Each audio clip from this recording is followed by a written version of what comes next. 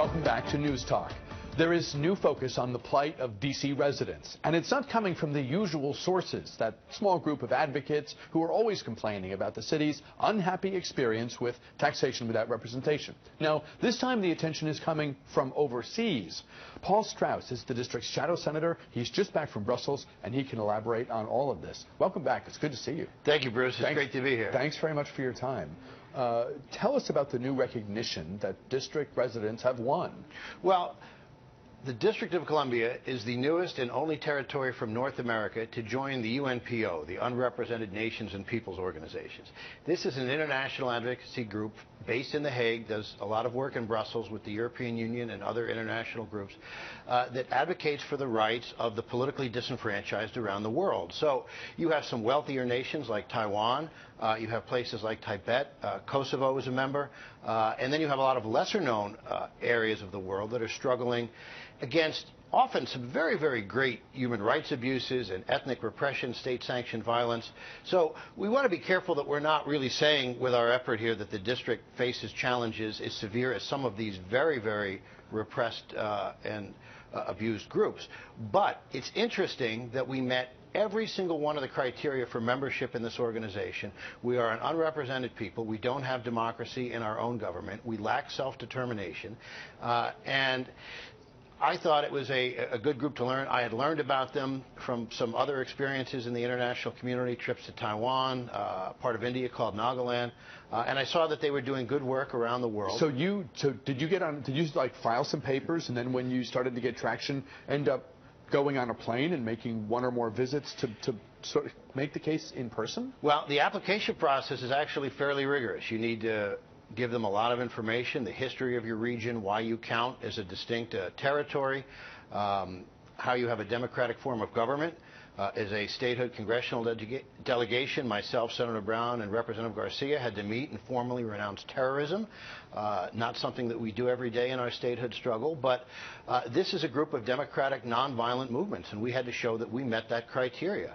And after a detailed application process and some review, I was invited to go to their 20th presidency meeting, which is their executive governing board, and present our petition to this group, which was meeting in Brussels, and we have been accepted as members, and we will then get to send a delegation to their General Assembly when they meet again, and we'll get to do something as behalf of D.C. that we don't always get to do, and that's actually vote.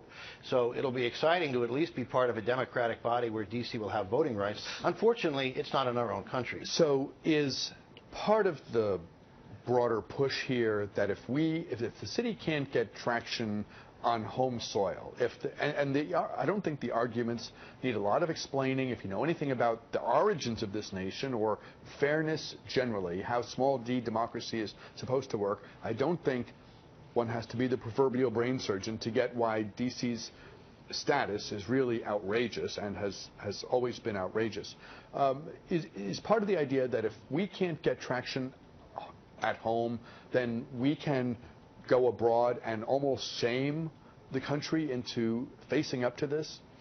Well, international pressure has played a role in the movement for D.C. rights historically. A lot of historians credit Cold War pressure against the United States when they pointed out that if you lived in Moscow, you got to vote for the premier of the Soviet Union, and if you lived in Washington, you couldn't vote for the president of the United States. And during this Cold War tension was when the 23rd Amendment, which gave us limited voting rights for president, passed. The fact that European parliamentarians who were pressuring Senator Joyn Voinovich when he came up to vote for the D.C. Voting Rights Bill in 2007 surprised everybody by switching with his party and voting with D.C. and the Democrats. And he explained that it came up. He was with these European parliamentarians at an OSCE meeting where the OSCE passed a resolution in support of D.C. rights, and he was confronted by some protesters, and the Europeans asked him, explain the protest, we don't get it. And Voinovich said on the record at this meeting that as I began to explain to these European politicians about why D.C. was disenfranchised, I found I liked my answer less and less. And he ended up joining us. So I think international pressure is important. Certainly the United States brings a lot of international pressure to bear on other countries to make democratic reforms. I think turnabout is fair play. How do you use this to generate traction, to get notice, to have something come of it beyond the victory itself, so to speak? Well, first of all, I think just the fact that this neutral international body who has a respected human rights record made these findings is in and of itself significant. So anytime you can get attention for the District of Columbia, and it wasn't lost on me that even with your first guest who had that wonderful survey on public integrity, you know, D.C. was left off the map. All of a sudden, we're going to be added to a map of this group in a very unusual way. And if we got nothing else out of it, I think it was a worthwhile effort. But what we also get is membership in an organization that has a tradition of advocating for human rights around the world. And in fact, I think we get to learn by some examples. You know, the first, when you're shadow senator, you don't have a big diplomatic portfolio, but every once in a while you get to take a trip here and there. And so the very first trip I got to take in '97 was to the Republic of China on Taiwan, and I got to work closely with what is essentially their embassy here. But you know, Taiwan doesn't have voting representation in the UN. They have an ambassador that's not officially an ambassador. I mean, I guess you could call him a shadow ambassador, but I know those nicknames stick sometimes, so I'd hate to do that. But I watch from their example. How do you represent a country when you don't have the official portfolio to do so? And we learn by their example. I had a chance to visit the Indian state of Nagaland, which is a very interesting place that has a relationship with the national government that's certainly complicated. And I saw the UNPO doing good work there. And I think that by being a part of this group, we can advance the issues of D.C. And you know what? If we can be helpful on some other issues, they're trying to get Biram Da Abid, who's held in a Mauritanian jail for his fight against slavery in Mauritania.